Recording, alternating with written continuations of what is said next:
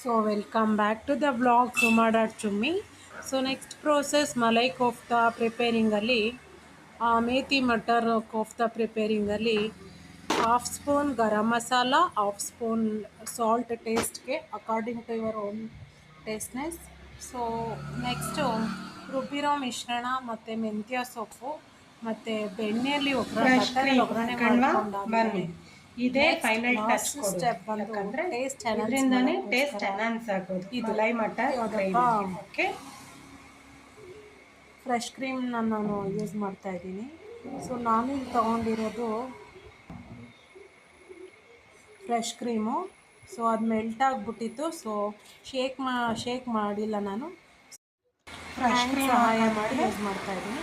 So after fresh cream touch ನೋಡಿ, ಇದು ಈ ಥರ ಬರುತ್ತೆ ಮೇಥಿ ಮಟರ್ ಮಲೈ ಕೋಫ್ತಾ.